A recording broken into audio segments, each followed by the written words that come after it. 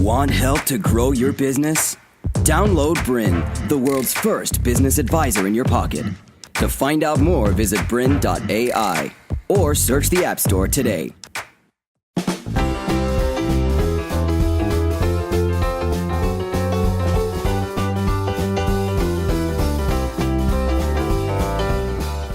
Hi, and welcome back to Bananas About Marketing. My name is Welcome back, Franziska, and you are? Christo. Welcome back. Welcome back, and we are the founders of Basic Bananas and a few other businesses. Now, in today's show, we are going to share with you one of my all-time favorite marketing strategies that is completely underutilized. Something that most businesses neglect because they think that they can, I guess, and they don't maybe know how to do this specific strategy. Should we share what it is? I think we should. I think that's what it's all about, isn't it? I was giving away a clue here. People wouldn't even know what this is. I know. So we're going to share with you how to use direct mail to get your market's attention, and also how to use direct mail to get people interested in your business, in your products, in your services. Now, what is direct mail? What is this thing all about?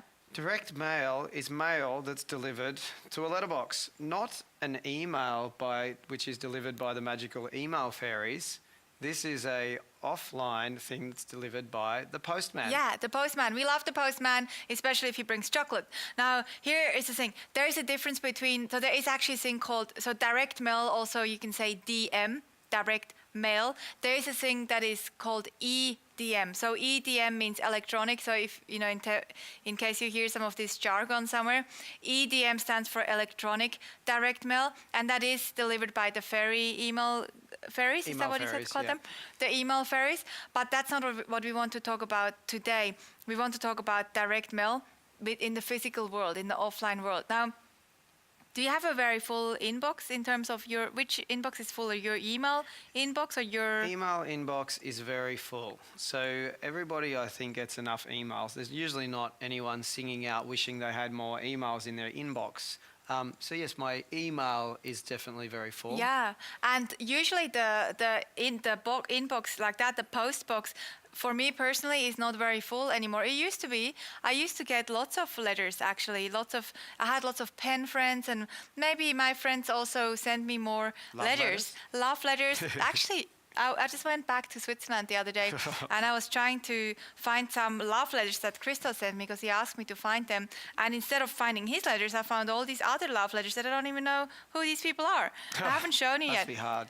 It's very hard, but I don't get them anymore because people now send emails. And so what that means in terms of business is that there is a space somewhere in people's lives where they have room for you to be seen, for you to be. And it's not called an inbox, the post box, the letterbox is one of those spaces where a lot of your competitors are not. A lot of your competitors are in the email inbox. A lot of your competitors are not in the letterbox. So we want to see how we can do this in a very smart way. And we will share with you lots of examples in this show, and also maybe some examples of how people don't do it very well. Unfortunately, when you do get some stuff into your letterbox, a lot of it is a little bit not so amazing, right? Yeah, usually it's full of maybe some brochures or bills, or blankets, letterbox drop style direct mail. You know, it's more like letterbox drop. So we get those a bit. Actually, let's share the difference too between a letterbox drop and do you want to share it? Certainly. So the difference between a letter, because people are asking right now, what? There's a difference between also a letterbox drop and a direct mail. Maybe we quickly. So letterbox drop is more like a blanket letterbox drop, where you might have tried one of these yourself in your business, or a lot of businesses that we work with. They will give it a crack at doing like a blanket letterbox drop, where you might say, pay somebody to deliver 3,000 of your brochures to an area, and they'll just blanket and go to every home in that area. They can work for some local businesses. A lot of the time we hear of people doing these kind of blanket letterbox drops and not getting amazing results because they're not targeted. They're only really for a specific area to be blanket. The difference, what we're talking about today, is more of a targeted approach. So we want to look at how we can get the attention of just about anyone. I believe if this is done right, what we're going to go through with you today, you can get the attention of anyone. pretty much anyone on The media, any like important anyone. people, Well, it anyone. could be customers, could be media, could be alliance partners, but basically anyone, and even whether it's in corporate, oftentimes people have trouble getting through to people like corporates and so on, and someone who's the advisor or the manager of a department or something. I believe if you do this well, you can pretty much get to anyone through it. So it's more of a targeted approach, and we'll go through how to do it. To cut through the clutter. It's not this blanket letterbox drop approach which we're going through today. Yeah, letterbox drop just means you pick a geographic area and everyone gets it. Direct mail is you choose exactly who is getting it. Is it CEOs? Is it HR people? Is it women? Is it men? You choose. Is it business owners? And that's generally more effective. The thing is this. Both approaches, whether it's a letterbox or a direct mail, the success of it always depends on what it is that you give. I remember one very successful letterbox drop. Actually, I don't know if you remember it. You must. A lot of real estate agents use the letterbox drop approach. So they go and they blast their brochures. Because they have an area that they work within. Yeah, and they put their dodgy little brochures into each letterbox. And usually they all look the same. There's some face on there. Smiling face. Wearing a suit and pretending to be totally sleazy. Not pretending to be sleazy, but being a little bit sleazy. And they all have the same message. Now, there was one real estate guy, maybe you remember him. Yeah. He posted one into, you can do that at the post office actually. There was one in our letterbox, and it was a picture of our local area where we live from the 60s or 80s. Yeah, it was a very old picture. All it had was a horse carriage, 2 horses, going along the beach where we live, and no houses. Now, of course, there are houses on this beach, and it looks completely different. Now, because Christo grew up in this area, he got that, and he's like, wow, that is so cool. This is how this place looked like 60 years ago. And what did he do with the brochure? It was a DL-sized brochure. He put it on the fridge. Yep, stuck it on the fridge there with the guys. So suddenly, this guy's brand is on our fridge because he was very smart. It was very smart. It wasn't all about his brand. It was nice, small, and then on the back, of course, had all of his information, whereas the front was very smart. Done. Yeah, partly too with going to this letterbox, something you have to just to be aware of as well. There's advantages because you have people's attention. So if it's done well, which we'll go through how to do this well, when somebody's reading, like if I'm reading a physical letter, I'm holding this thing. It can, if it's done well enough, have my undivided attention and focus on reading this physical letter. Whereas when I'm in my inbox or anywhere online, there's a lot of other distractions and things going on, like an email. Not saying email's not a bad, a good thing to use. It is. It's very effective. However, with this written thing, it's like you've got my undivided attention for a while, and you've got something in my hands. You can make something I'll remember, or make something I'll pin up and I'll keep forever. So you get that full focus, which is, I believe, a bit more of a full experience to get inside people's, your market's mind, of course, a lot more effectively than when they've got 50,000 other distractions going on around them as well. Yeah, and we'll share lots of examples with you. So it's obviously, as I mentioned before, it's an offline marketing strategy. Now, let's have a look at the steps that you need to consider when you put together a campaign like that. Of course, a direct mail campaign is going to cost you a little bit of money, but it's not expensive for the return. If you do get a good return, which you should, following the steps, it's costing you the money of printing something, whatever you're sending, and the postage. And the postage is not that expensive if it's just a card or something smaller. So let's have a look at. Should we have a look at the steps to go? So as with any marketing strategy, the first thing you need to think about is the purpose. So what is the purpose of this piece of marketing? What do you want to happen? You're not just going to send something just for the sake of it. You want something to happen. I give you maybe one example already now. We did a direct mail campaign with a restaurant in the city, and they were a restaurant, they were great. Now, they also had upstairs a function room, but the function room was not very used.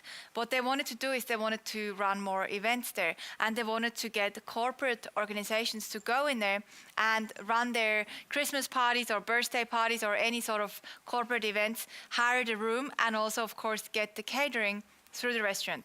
They figured out that that's a very profitable part of the business if they can ramp it up.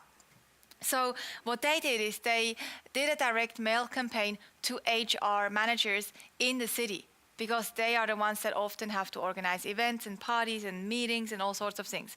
So they did a campaign targeted to HR managers. Now, the purpose of that direct mail was to get these HR people to come in for a free lunch. And it was a very cool letter. It was a letter from one of the owners of the restaurant. It said, hey, I'm just going to make up the name here because I didn't ask her to share this example. So it would say, hi there, it's Heidi here. I'm one of the founders of ABC Restaurant. I'd love to invite you to come for lunch, for a free lunch on us, because I'd love for you to check out our place, and maybe you would consider utilizing our venue for one of your events. And that was the purpose. The purpose was for the person that was targeted to come for a lunch. So first step is to ask yourself, what do I want to achieve? What's the purpose? Maybe the real estate dude, what was his purpose? He maybe didn't think about it. He just put that picture on there.